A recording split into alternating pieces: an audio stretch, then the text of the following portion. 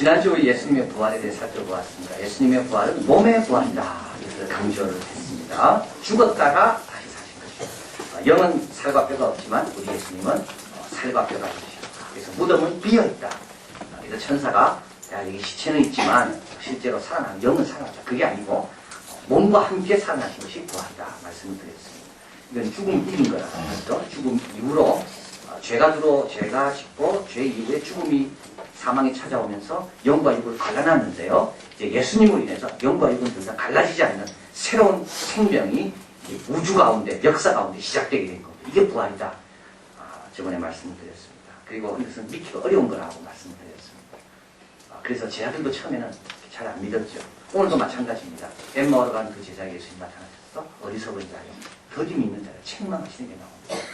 그래서 참 이렇게 계속 말씀을 듣고 계속 또 질문하고 계속 이렇게 주님과 씨름하는 가운데 확신을 받게 되는 것이 부활이에요. 그래서 우리도 전할 때 인내가 필요하다는 것을 말씀드렸습니다. 자, 오늘은 이제 우리 엠마오로 가는 두 제자에 예수님께서 부활하신 다음에 이제 나타나신 이제 모습인데요. 누가복음에는 이 엠마오로 가는 두 제자에 대해서 아주 길게 자세하게 설명하고 있습니다. 마가복음은 간단하게 한 줄로 말씀하고 있습니다. 마태, 요한은 나오지 않습니다. 누가복음에만 예수님과 이 두 제자가 엠마오로 가는데 예수님이 동행하시고 길게 대화했던 그 결과에 대해서 열매가 뭔지 말씀하고 있습니다. 왜 그럴까요? 누가가 관심이 있었던 것은 부활하신 다음에 그런 주님을 섬기는 우리 신앙의 모습이 어때야 되는가, 그걸 여기서 보여주려는 겁니다. 그리고 특별히 이 엠마오로 가는 두 제자는 유명한 제자들이 아니죠. 클레오라 나오니까 이름이 한 명이 나오죠. 글로바. 예, 글로바라는 이름이 나오지만 사실은 누군지 모릅니다. 아주 평범한 그냥 예수님을 믿는 사람인데요. 그래서 이 두 제자를 통해서 우리에게 말하고자 하는 것은 예수님 부활 이후에는 예수님과 동행하기 위해서 모든 사람이 다 오늘 본문에 나오는 식으로 신앙생활을 해야 된다는 겁니다. 그래서 만약에 예수님의 그 뛰어난 두 제자만 다 나왔다면 그거는 특별한 사람만 저렇게 신앙생활 하는 거고 우리는 안 그래도 되는가, 그럴 수가 있는데 여기는 그렇지 않습니다.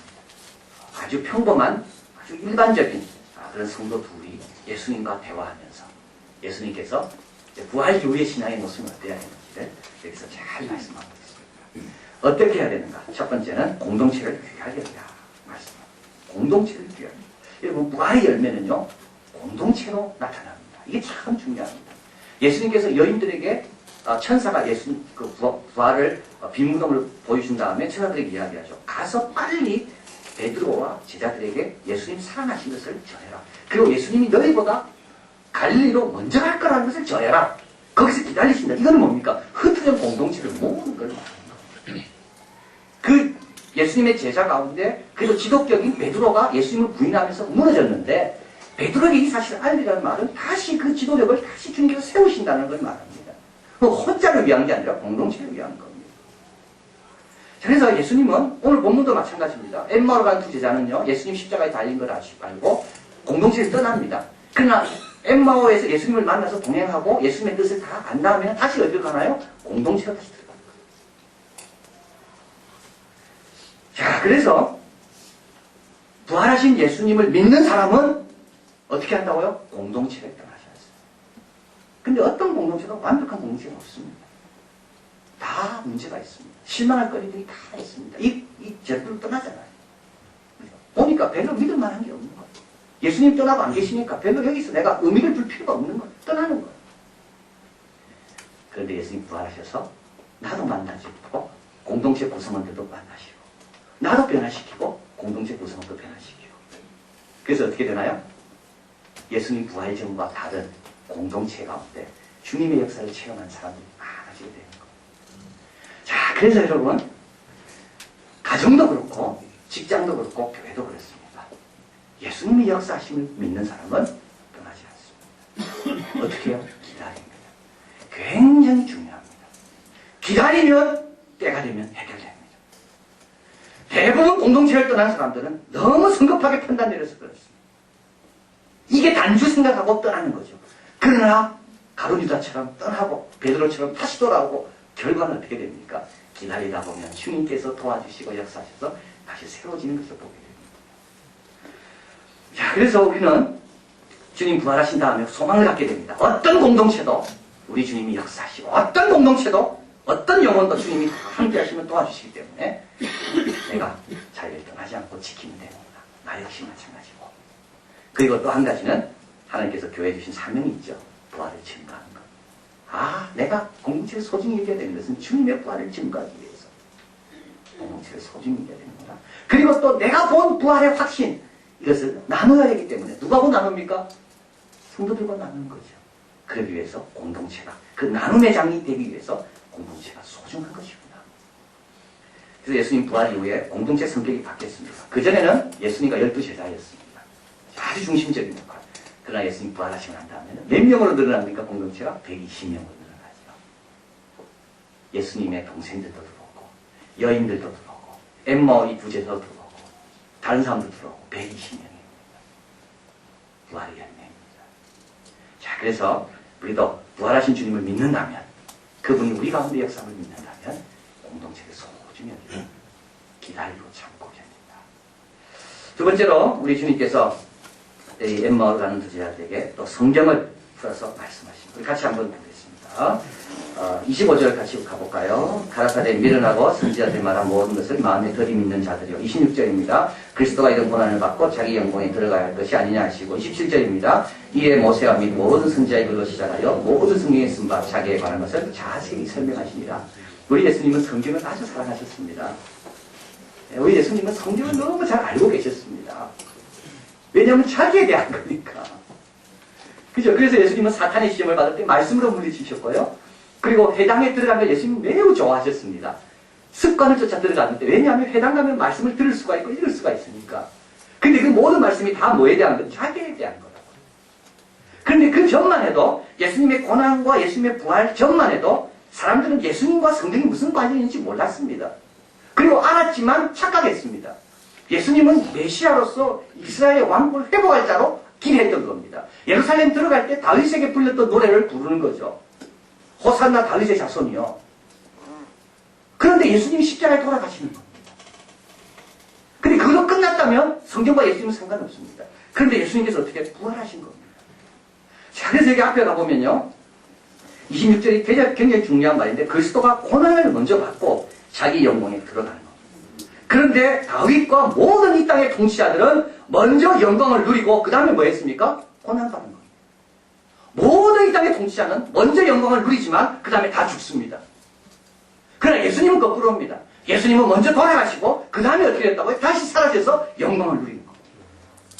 야, 이게 예수님과 다른 점입니다. 다윗도 영광을 누렸잖아요. 다윗의 무덤이 있는 겁니다.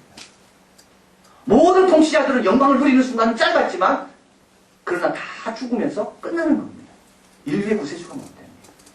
예수님만이 고난을 받고 우리를 위해 대신 받고 그 다음에 영광이 들어가 지금도 우리와 함께 계십니다. 자, 그래서 성경을 읽어도 창세기부터 말라기까지 다 뭐라고요? 예, 이 고난받는 예수님, 우리 때문에 대신 십자가를 지는 예수님, 레위기에 있는 제사의식이 다 뭡니까? 아브라함을 택하실 때 하나님께서 모든 족속이 너로 인하여 복을 받는다는 그 아브라함입니까? 예수님입니까? 창세기 3장에 여인의 후손이 뱀의 머리를 밟는다는 그 아담에게 주신 약속은 그건 뭡니까? 그건 다 예수님입니다. 자, 그래서 예수님이 부활하신 다음에는 우리는 성경을 제대로 보게 되고요. 그리고 이제 부활하신 다음에는 예수님 만나려면 어디로 가면 됩니까? 성경으로 가면 됩니다.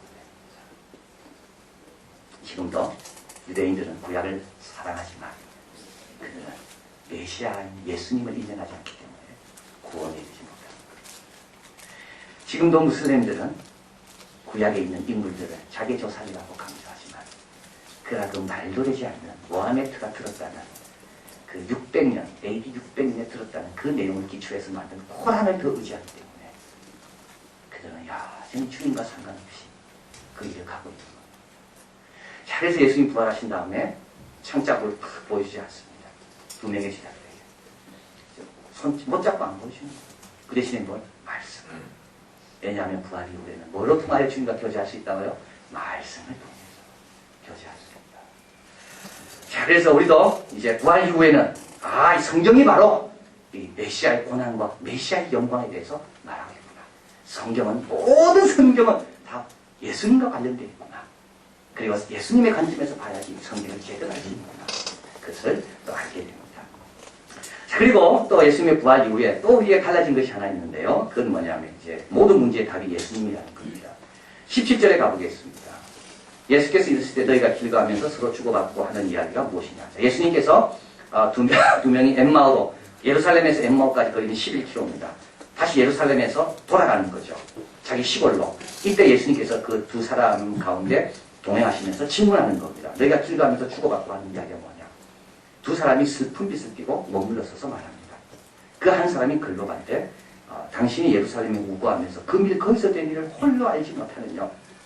19절 같이 읽을까요? 가로사대 무슨 일이냐. 가로되 나사렛 예수의 일이니 그는 하나님과 모든 백성 앞에 말과 일에 능한 선지자이거늘. 20절 있습니다. 우리의 대세장과 관원들이 사형 판결에 넘어지어 십자가에 못 박았느니라. 여러분 우리가 하는 말과 똑같습니다. 고민이 있고 숙제가 있고 아픔이 있는데 예수님이 어떻게 이걸 해결해 줄 수 있을까? 예수님과는 상관없다고 생각하는 경우죠. 더 강한 사람이 누굽니까? 제사장들과 관원들이 더 강하다고 보는 겁니다. 예수님보다 더 강한 것이 세상에 많다고 생각하는 겁니다. 그래서 예수님이 무슨 일이냐 하면 예수님 상관없습니다. 예수님 잘 모르는 거고 이거는 예수님이 해결할 문제가 아니고 이거는 딴 데서 이거는 경제적으로 이거는 딴 걸로 풀어야 돼. 정치적으로 풀어야 됩니다. 이렇게 말하는 겁니다. 근데 이 문제의 답은 실제 누굽니까? 예수님 아닙니까? 예수님 부활하시면 다 해결되는 거 아닙니까? 이들의 고민은. 자, 그래서 예수님의 부활을 믿는 사람은 모든 문제의 답이 예수님이라는 것을 믿습니다. 왜 예수님입니까? 예수님은 죽음까지도 이기신 분이 예수님이기 때문에. 예수님은 그냥 보통 분이 아니라 죽음까지도 이기신 분이 예수님이기 때문에. 사망의 음침한 골짜기를 통과할지라도 우리가 두려워하지 않도록 그 길을 먼저 가본 분이 예수님이기 때문에. 그래서 모든 문제의 답은 예수님입니다. 근데 어떤 분에게 질문합니다. 현실을 몰라서 그렇다는 거죠. 그죠? 현실이 얼마나 복잡하네. 그게 단순하지 않다고 생각합니다. 여러분, 성경만큼 현실을 철저하게 배경으로 하고 있는 책은 없습니다. 성경에 있는 모든 가정들은 다 어렵습니다. 이 현실 아닙니까? 성경이 놓여있는 배경은요, 굉장히 어렵습니다. 지금도 로마에 압제하고 있습니다. 예수님이 당하신 거 한번 보십시오. 십자가 위에서 그 고통과 그 조롱과 그 미움과 증오와 그 모든 것들은 다 뭡니까? 우리가 현실에서 당하는 것들입니다. 예수님은 현실을 다 압니다. 현실을 누구보다 잘 압니다. 티벳 지금 사건을 우리가 보면서 얼마나 안타깝습니까? 예수님 뭐 하시는가? 이런 질문 안 하게 됩니까, 여러분? 그 티벳을 보다 보면요, 티벳이 정치적으로, 경제적으로 모든 수탈들을 다 당하고 있습니다. 참 공산주의가 얼마나 나쁜지. 그 평안한 마음에 치닫들어가가지고 이제 평안한 마을 사람들 아이들에게 부모 고발하게 만들고 부인은 남편 고발하게 만들고 그래야 다 처형시키고 어려웠던 거지 같은 사람들을 앞장 세워가지고 지주와 그 스승과 스님들을 다 오줌으로 다 모욕시키고 이 공산주의 하나님이 다 그랬습니다. 문화혁명 때도 중국도 마찬가지입니다. 학생들이 총장을 이 사슬로 매가지고 밧줄로 끌고 다니고 제가 중국 가서도 이야기 들었는데 문화혁명 때 빨간 게 싫다는 거죠. 빨간 건 공산당. 그래서 신호등을 빨간 걸 없애버렸어요. 그러니까 교통이 막 혼잡이 되고 이 말도 안 되는 천륜과 일륜까지도 다 무시하게 만드는 공산주의입니다. 근데 이건 똑같아. 가는 곳마다 똑같아. 근데 이걸 보다 보니까 더 답답한 게 생기는 겁니다. 그건 뭐냐면 달라이 라마를 신처럼 섬기는 백성들의 마음. 참 순박하고 깨끗하고 좋은 것 같지만 그런 마음에 주님을 어떻게 섬겨야 돼? 주님을 어떻게 전해야 되는가? 지금 티벳에는 다 절이고 다 열심히 충성스럽게 달라이 라마를 섬기고 14번째 환생한 최고의 권위 있는 붓다라고 자기들이 믿고 섬기고 참 그들이 어떻게 전해야 되는가? 그리고 왜 주님은 그런 걸 내버려 두는가? 그럼 그런 질문을 하지 않겠습니까? 왜 주님은 그런 걸 내버려 두는가? 전능하신 주님이 모든 걸 할 수 있는 주님이 왜 내버려 두시는가? 그런데 우리뿐만 아니라 이스라엘 백성은 이 질문을 더 많이 했습니다. 왜 예루살렘이 멸망하고 돌 하나 돌 위에 남지 않고 다 멸망합니까? 왜 선택받은 백성들이 지금도 로마의 압제가 있는가? 그래서 부활한 다음에 예수님이 승천하기 전에 제 아들이 묻습니다. 왜냐하면 이건 그들이 가장 심각한 고민 중에 하나예요. 이스라엘 나라를 회복하시는 이 때입니까? 왜 우리는 택함받은 백성인데도 부활의 능력을 주님을 섬기는 백성인데도 왜 주님은 우리를 로마 압제하에 두십니까? 이때 우리 예수님 뭐라 답하십니까? 때와 기한은 아버지께서 자기 고난을 주셨으니 너희 할 바 아니요. 하나님이 계획이 다 있다는 겁니다. 그래서 주님이 답입니다. 그래서 주님이 답입니다. 주님 앞에 오면 주님이 그들을 얼마나 사랑하는지, 주님의 계획이 다 차질없이 진행되고 있는지, 그게 주님의 답입니다. 자, 그래서 우리 예수 믿는 사람들은 현실이 어렵다 할지라도 그 현실만 보지 않고 이 현실을 주관하시고 계획하시고 인도해 가시는 하나님과 예수님을 바라보면서 소망 가운데 우리 할 바를 행하는 겁니다. 3월 24일로 타임지에 세상을 바꾸려 10가지 아이디어 라는 기사가 났습니다. 10가지 아이디어. 이것이 앞으로 세상을 바꾸게 될 거라는 첫 번째가 뭔가 하면 커먼웰스입니다. 모든 사람들이 누려야 될 부, 즉 모든 사람이 다 공통적으로 누려야 되는 경계선이 없는, 모두가 다 영향을 받는, 그걸 우리가 해결하지 않으면 앞으로 세상은 어려워지고 바뀌지 않는다는 겁니다. 그 커먼웰스. 이제 이 글을 누가 적었는가 하면 빈곤의 종말을 적은 제프리 sak스라는 그 하버드 대학 경제학 교수였는데 지금은 콜롬비아 대학에 가 있습니다. 그분이 이제 이 글을 적었습니다. 길게 적었습니다. 지금 세계는 3가지 범지구적인 문제를 갖고 있다. 첫째는 환경 문제, 둘째는 인구 증가 문제, 세 번째는 극심한 가난 문제. 환경 문제가 종들이 자꾸 사라지게 되고 온난화 현상, 생태계가 파괴되고 있고요.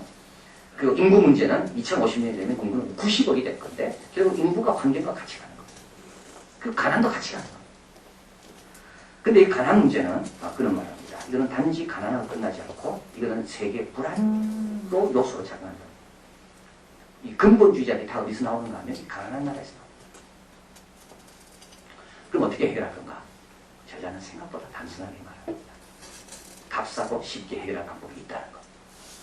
빈곤의 종말도 그런 말합니다. 빈곤 없앨 수 있다라고 말합니다. 그래서 가장 필요한 것이 있다면 냉소주의를 극복하는 거예요. 왜 해결 안 되냐? 냉소주의 때문에. 문제 해결을 위해 과학도 기술도 전문가도 필요하지만 더 필요한 것이 있다면 이 문제는 우리가 해결할 수 있고 극복할 수 있고 우리의 엄청난 기회다라고 생각하는 그런 확신과 꿈과 비전이 우리에게 가장 필요하다는 겁니다. 오늘 두 제자가 돌아가죠. 다시 예루살렘으로. 환경이 바뀌어서 아니죠. 정치가 바뀌어서가 아닙니다. 주님의 계획, 주님의 능력, 주님의 사랑, 주님의 지혜를 믿게 되면서부터 다시 현실로 뛰어드는 겁니다. 그래서 우리 예수 믿는 사람들은 현실 도피주의자가 아닙니다. 우리는 현실을 통과한 이상주의자들입니다. 현실을 몰라서, 현실을 잘 몰라가지고 하나님 뜻대로 됐다. 그게 아니라 현실을 알지만은 그럼에도 불구하고 하나님의 뜻과 계획 가운데 세상은 하나님의 뜻을 향해 움직이고 있다는 것을 믿는 자들이 우리들입니다.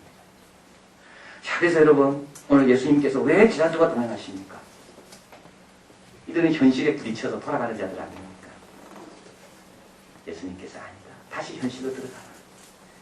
내가 함께하고 내 계획과 내 능력과 내 뜻대로 되고 있으니까 두려워하지 말고 다시 현실로 들어가라.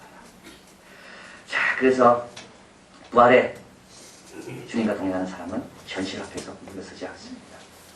현실 있다 할지라도 알면서도 몰라서 가는 게 아니라 알면서도 주님 약속 붙들고 선한 싸움을 싸우기 위하여 또 전장으로 뛰어드는 것이 바로 부활을 믿는 주님과 동행하는 자다.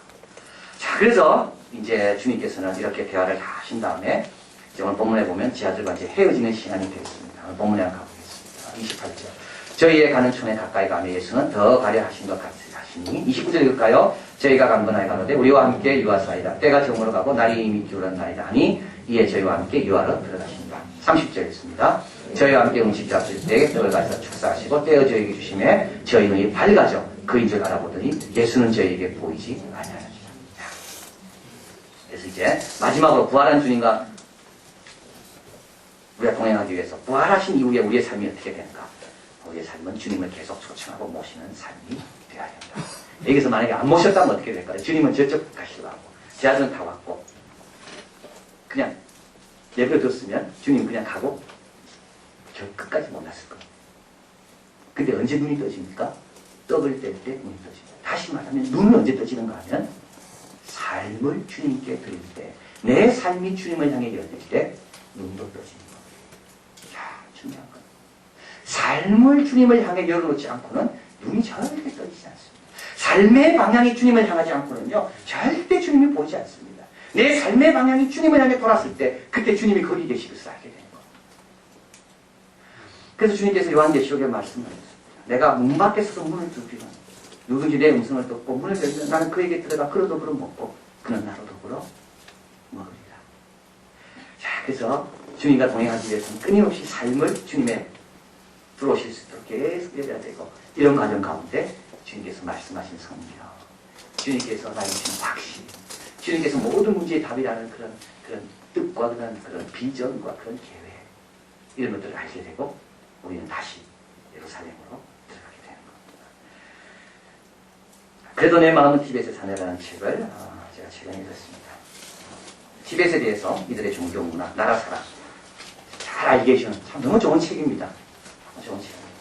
이걸 읽다 보면 부러운 게 더 많습니다. 티벳 사람들이 참 불쌍하다는 생각도 많이 들고요. 동시에 또 참 그들이 그 달라이 라마를 그렇게 섬기는 게 비해서 내가 우리 주님을 섬기는 것은 너무 참 부족하다는 생각을 너무 생각하게 됩니다. 우리 예수님 하신 말씀이 생각나요. 너희 의가 바리새인과 서기관보다 낫지 못하면 천국에 못 들어간다. 제자들 보고 그랬는데 참 예수님 지금 그런 말씀 안 할까? 저 달라이 라마를 섬기는 티벳 백성들의 저 종교심을 한번 봐라. 너희들은 살아계신 하나님 진리를 알면서도 왜 그것밖에 못 섬기냐? 참 그렇게 말씀하실 것 같아. 바리새인과 서기관보다 의가 더 나으라고 말씀하셨던 예수님이 참 이 책을 보면서 제가 그 도전을 많이 받습니다. 달라이 라마를 살려내기 위해서 700명의 남편들이 가족을 다 버리고 달라이 라마를 위해서 자기 목숨을 축에같이 바치는 겁니다. 달라이 라마만 살면 우리는 괜찮다. 매일 아침마다 달라이 라마를 위해서 기도한답니다. 오늘도 달라이 라마가 안전한가? 오늘도 달라이 라마가 건강한가? 그들의 유일한 희망은 달라이 라마에 있습니다. 그들의 희망은 자기들이 잘 사는 데 있지 않습니다. 아무리 잘 살아도 달라이 라마가 죽으면 아무 의미가 없습니다. 그걸 볼 때요, 우리 예수 믿는 사람이 너무 회개하고 우리는 너무 물질적이고 너무 입으로만 주님 이야기하지 실제로 중요한 것에 가서는 내가 더 중요해. 우리 주님을 위해서 가족을 버리며 목숨을 바칠 사람이 누가 있을까요? 이렇게 저 자신도 생각해 봅니다. 근데 이 책을 읽다 보면요 자꾸 부끄러워집니다. 이 책의 저자는 이마아데입니다. 1932년생입니다. 유복한 가정에서 태어났습니다. 1950년 자기가 있는 그 캄 지역에 공산당이, 중국 공산당이 들어오기 시작합니다. 남편은 저항운동을 하기 위해 산으로 숨습니다. 남자들은. 여자들은 뭘 합니까? 그 남편들에게 정보를 줘야 되기 때문에 그 정보를 주기 위한 지하단체를 또 만듭니다.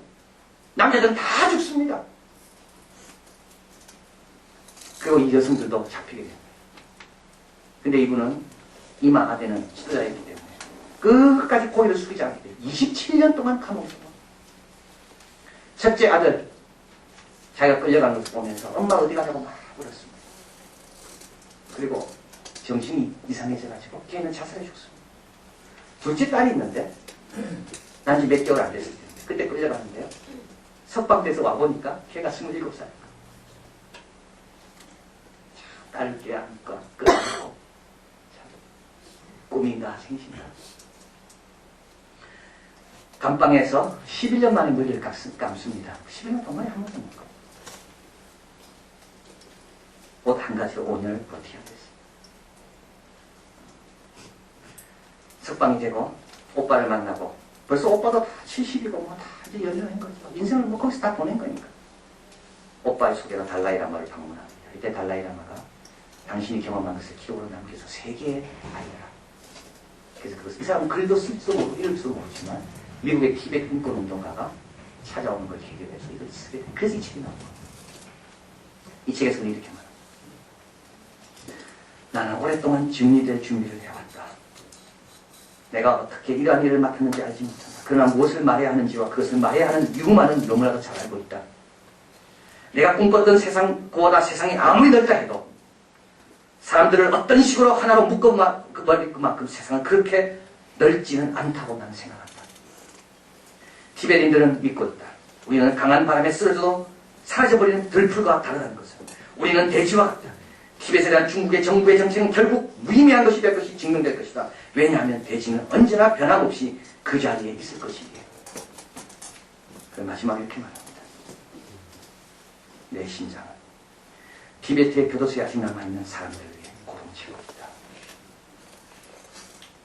여러분의 심장은 무엇을 위해 고동치고 있습니까? 예수님을 모시는 것이 너무 기뻐서 고동치는 거 아닙니까? 예수님과 함께하는 그 성경 읽는 것이 너무 즐거워서 성경 읽을 때 고동쳐야 되는 거 아닙니까? 현실이 부딪힌다 할지라도 우리 주님을 바라볼 때 우리 심장이 고동쳐야 되는 거 아닙니까?